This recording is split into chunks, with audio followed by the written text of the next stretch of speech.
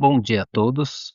Muito obrigado pela oportunidade de estar falando do município de Santo Antônio de Posse para vocês nesse evento, na sétima Conferência Internacional de Manejo de Cães e Gatos da AICA. O tema que nós iremos falar para vocês é da política à prática, construindo um programa municipal de manejo populacional de cães e gatos no Brasil. Essa figura é do nosso prefeito atual, Ricardo Cortez, e eu sou Eduardo Schaibe, que irei comentar sobre a evolução do manejo populacional em Santo Antônio de Posse. Bem, vamos conhecer Santo Antônio de Posse. Ela fica na América do Sul, dentro do Grande Brasil, na região sudeste, e nós ficamos no estado de São Paulo, na região metropolitana de Campinas.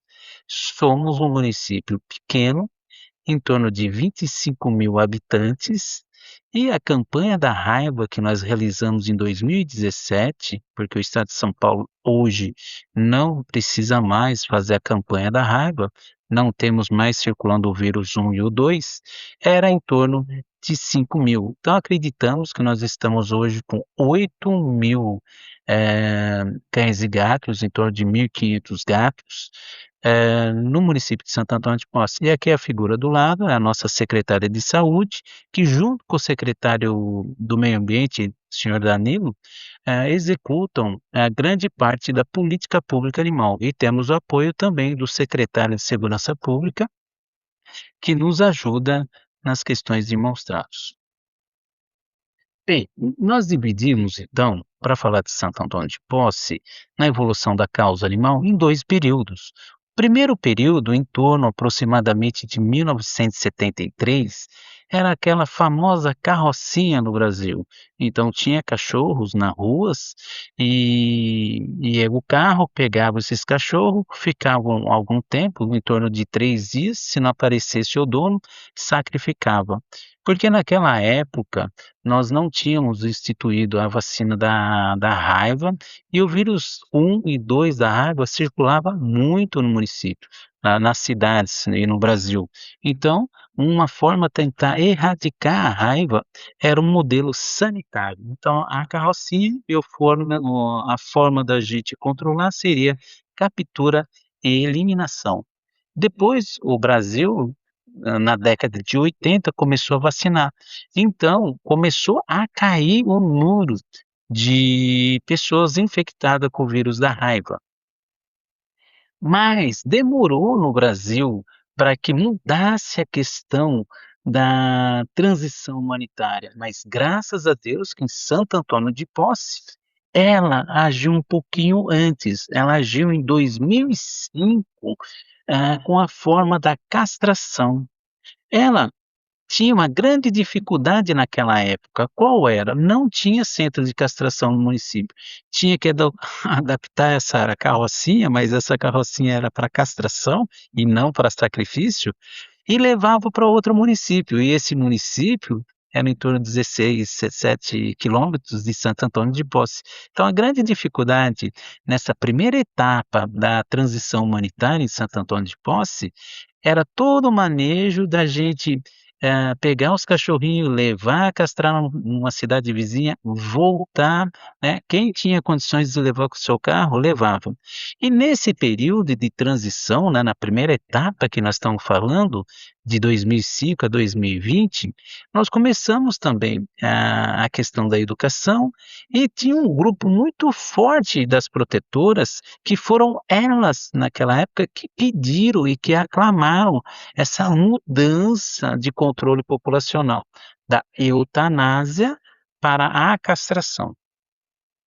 Bem, o segunda etapa, né, desse segundo período, nós vamos falar que foi 2021, 2024, por quê? Porque eles conseguiram, montar um centro de castração no local. Mas qual era a dificuldade nessa etapa? Esse centro de castração ficava um pouquinho longe da cidade, não tinha ônibus, não tinha acesso fácil, então dificultou, as pessoas poderem levar. Tem um episódio muito legal, que o prefeito atual, Ricardo Cortez, ele ficou sensibilizado de um cidadão, uma pessoa pegar uma carriola, levar o cachorrinho, né, para castrar. Uma carriola, em torno de 6 quilômetros, ela percorreu. Eu acho que isso incentivou, estimulou a ele criar um centro de castração mais próximo, que é na terceira etapa que nós vamos falar. E aqui essa figura do cachorrinho abandonado, ainda nós temos na cidade os cães abandonados e as protetoras independentes nos ajudam muito, mas, ah no terceiro período, no segundo período, nessa segunda etapa, a gente via que tinha bastante cachorro na rua. E nessa etapa é importante lembrar que formou o Conselho Municipal da Causa Animal. E esse conselho, ele é atuante, ele trabalha todo mês, ele tem reuniões e sempre está ajudando o governo a tomarem as decisões da política na cidade. Bem, no segundo período e a terceira etapa que nós vamos falar, que é 2025, 2026, a gente melhora um pouquinho na forma da gestão. Então, tivemos a oportunidade de fazer parte do programa de Cidades Positivas, montamos um plano municipal populacional de cães e gatos, tem uma rede interdisciplinar muito bom com a guarda na questão de maus tratos, estamos fomentando agora a questão da educação, e a equipe de castração é bem estruturada, bem capacitada. Então a vantagem, né, da terceira etapa, que a equipe é muito boa. Agora, quais são as dificuldades nessa terceira etapa? O plano municipal, ele está escrito, mas para a gente executar, precisa de treinamento, treinar as pessoas, ter acesso na rede de educação, para poder passar as questões da educação, ter uma boa harmonia com outros setores. Então, o plano municipal está montado, mas agora, para a gente executar, precisamos ter várias reuniões. E no programa Cidades Positiva, para nós é uma novidade. Então, nós estamos aguardando as orientações para a gente começar. Então, a dificuldade nesse terceiro é que é tudo novo e que nós temos que marcar bastante reuniões para colocar as ações, as coisas que estão escritas no papel, em ações. Vamos falar então que nessa terceira etapa teve alguns avanços.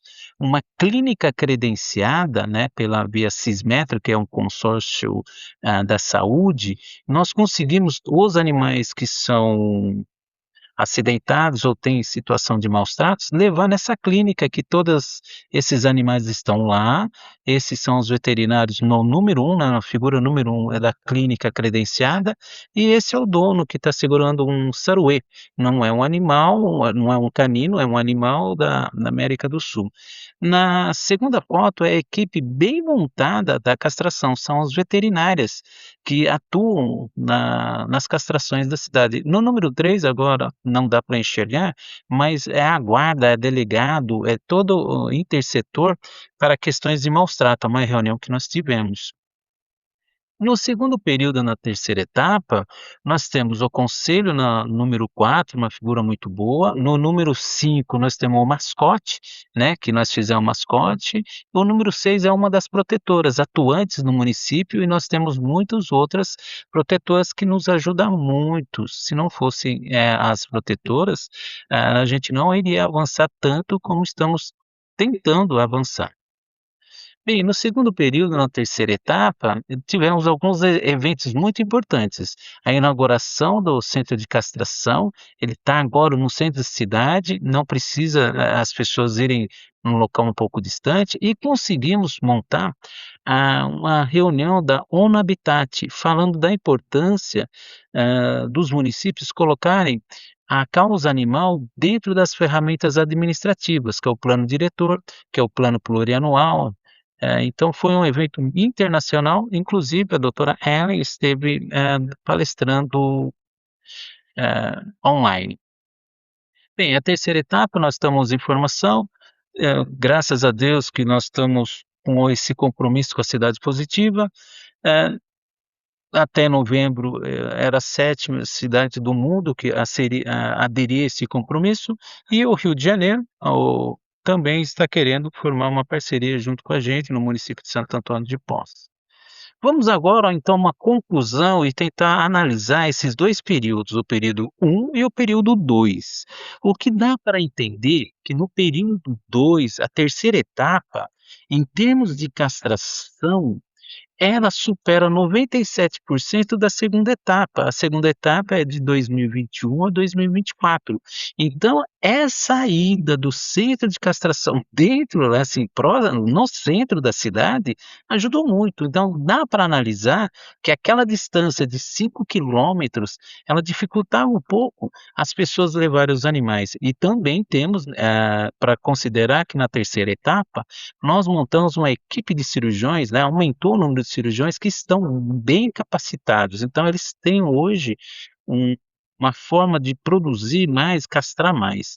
O que dá para entender, e na primeira etapa do segundo período, que foi em 2005, o fato de transportar os cachorros para outra cidade, ele conseguia castrar mais do que 15 animais por mês, mostra que o centro de castração dentro da cidade, com uma equipe bem estruturada, superou a marca de 261%, da margem de castração quando iniciou, 2005. Aqui então a conclusão que nós vamos fazer dos 2 períodos. Santo Antônio de Posse, ela antecipa o movimento no Brasil da questão sanitária. Então, deixamos, de realizar a captura e a eutanásia em 2005. Então, isso Santo Antônio de Posse, ela antecipou o movimento de humanitário, né, o controle humanitário. E no estado de São Paulo, através da Lei 12.916, em 2008, também instituiu essa marca de não fazer a eutanásia como controle populacional. E no Brasil, só em 2021, no Brasil, que surge essa lei, a Lei 14.228, falando que não pode eutanasiar os animais como forma de controle populacional. Então, dá para entender que no primeiro período, perto do estado de São Paulo e do Brasil, Santo Antônio de Posse adotou bem antes essa política humanitária. E agora, analisando o segundo período, né, o sistema humanitário, dá para provar que na terceira etapa do segundo período, que é o ano de 2025, 2026, nós avançamos na castração. Além daquilo que nós comentamos da equipe, do centro de castração, tivemos também mutirões através de um castramóvel. E o que podemos afirmar nessa terceira etapa do segundo período, que a estrutura administrativa está em formação, o Plano Municipal de Manejo, o PPA, que é o Plano Plurianual, que reserva dinheiro para essas ações. Então, o Plano Plurianual é um compromisso permanente de política pública animais. E nós temos a equipe das veterinárias que estão capacitadas e a presença dos políticos, né, aqui é uma foto onde que está o prefeito, o vice, tem um deputado, outras pessoas, então nós temos a gestão pública envolvida pela causa. Muito obrigado a todos. Finalizamos a apresentação de Santo Antônio de Posse para vocês. Esse é um quadro que eu mostro que eu já estive no Peru e nos Estados Unidos, conhecendo, né, a política. E hoje eu agradeço a AECA de poder mostrar o trabalho de Santo Antônio de Posse para o mundo. Obrigado a todos e espero que foi importante essa apresentação.